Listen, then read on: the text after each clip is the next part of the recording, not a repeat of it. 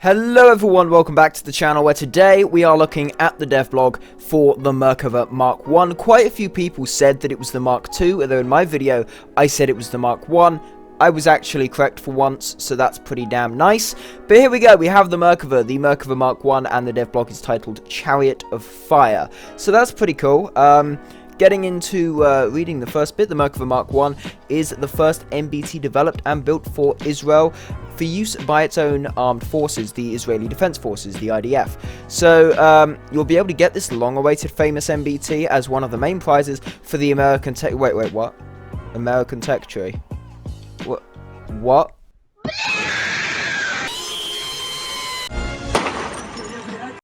Not gonna lie, I am a little bit disappointed with that. I was really hoping actually to be able to do a lineup with the MERKAVA Mark 1 and the Shot Cow, which it looks like I will no longer be able to do. The only thing I can really suggest to GAIJIN, which I will send to them as feedback, and hopefully they will consider, is maybe do a system where when the player gets the vehicle, they have a one-time choice. Do you want it on the US tree or on the UK tree?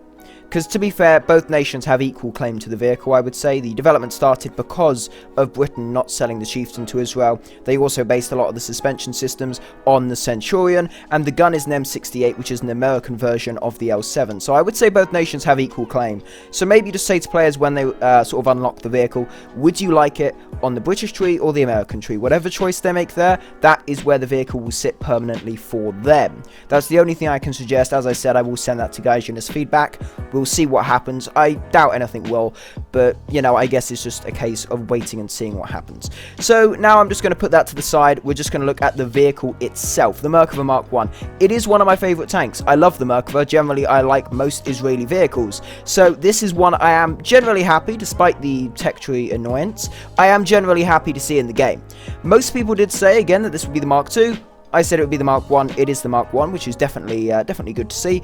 So, starting off, they do say, as a little brief thing at the beginning, a well-protected and mobile Israeli MBT. Well-protected, yeah, fair enough, you can say that. It does have spaced, homogeneous armor. I don't know if it's rolled or cast. If you do know, let me know. But then in the next sentence it says, while somewhat lacking mobility. I presume this is just an error in the devblog. I can overlook that, that's fine. It is worth noting though, this doesn't have the best mobility. So this design actually put a huge amount of focus on crew survivability and firepower. Most MBTs are armor and firepower, but with the Israeli Defense Forces, what they really said was we want a tank where the crew, it's very easy for them to do their job, and it's likely they're going to survive. If you feel safe in a tank, I would presume you would do your job better, rather than sitting around worrying like the driver in a Challenger tank where you know, hey, I'm going to die. But anyway, so into the next sort of main paragraph of the devblog. So, armed with a familiar 105 rifled cannon. This is the M68, which of course is, as I said, a modification of the L7. This can carry normal sort of NATO standard ammunition. I presume that is similar stuff that we have seen on both the Megathri and on the Shot Cow, APFSDS, Hesh rounds. I believe the Shot Cow has Heat FS. I'm not entirely sure though. Do let me know. I've not checked on that in a while actually. So it was designed for crew survivability in mind. Hopefully this is mirrored in-game. Crew survivability, it's not exactly a huge thing in War Thunder. To be honest, in real life, crew survivability is very important. In War Thunder, I wouldn't say quite as much. Now, it does also say this does feature very specially located ammunition racks to minimize the risk of sort of ammo racking or that kind of stuff. Hopefully that is also mirrored in-game. I wouldn't want to be driving along and just insta-explode because of a single shot. Hopefully, the ammo rack is fairly rugged and can take a few hits. Hopefully, that is well done in-game. Now, it does say this gives the tank good survivability. Hopefully, it does. Now, the MERKAVA, it may look fairly small, but it is actually pretty heavy. It weighs 60 tons. Pretty damn big there. And an engine that is only around 1,000 horsepower of power. So, this does mean the top speed is only around 46 kph or 30 miles an hour. So, not too good. Reverse of 8 kph, which, you know, isn't great, but it's also not too bad. It's better than most Russian tanks, we'll say that. So, you know, this is a tier 6. It's going to be a premium, I presume, tier 6. Actually, no, would it be? I saw a recent comment where they said that due to the addition of tier 7 ground forces and tier 5, because obviously they used to have it where like a lot of tier 4 event vehicles were not premium for aircraft and such. Maybe it's changed. Okay, so it might be premium, it might not. I don't see anywhere it's saying premium status, so I presume it won't be, but it is a tier 6. It'll sit with the premium vehicles. It's likely, though, it just will not be premium, which is annoying for some, and that might actually mean you actually have to grind out the mods. It was the same for the FJ4B VMF, the same for stuff like the Kai 94-2, so you're likely going to have to grind out the mods, unfortunately. Now, it does say this is also a highly effective tank.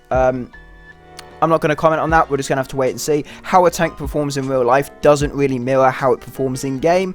There are quite a few examples that show this. For example, the Independent. In real life, that tank at its time would have been useless. In game, good survivability, pretty damn good tank. So, you know, again, we're just going to have to wait and see how this thing actually performs in game before I make any opinions on it. So it does say this is a valuable addition to any tanker's collection. I can agree with that. It's fairly... at least at the moment, fairly rare to get higher up vehicles that are domestically built in other countries. So it is an interesting thing. It's fairly unique, so I'm happy to see it. Personally, I really like the looks of the vehicle. I do like the MERKAVA very much. So I really can't wait to try it out. Although, again, it is a shame that it's on the American tech tree. Now, I did actually leave a comment on this, just asking, why is it not in the British tech tree, or what's the reasoning behind this? I did it in sort of jokey, I said re and that sort of stuff, I did that, but then my comment got removed. I don't know why. I'll put the comment on screen now. It might have been too far. I was you know, just messing about, but I don't see why they removed it. They could have just replied and said, oh yeah, it's just because this reason, or just not reply to it at all, but they removed it. So good stuff, good stuff. But I will leave legitimate feedback to GAIJIN and ask them if they could do something where you could have it on either tech tree. I think that would be very good. Do let me know what you think of that in the comments. But anyway, I'm going to end the video there. Thank you very much for watching. Let me know what you think of the MERKAVA Mark 1. I'm personally very happy. As I said, one of my favourite tanks. I think it looks pretty cool. Some people may not like the looks of it, but personally, I think it looks pretty damn nice. Anyway, thank you very much for watching, and I will see you in the next one.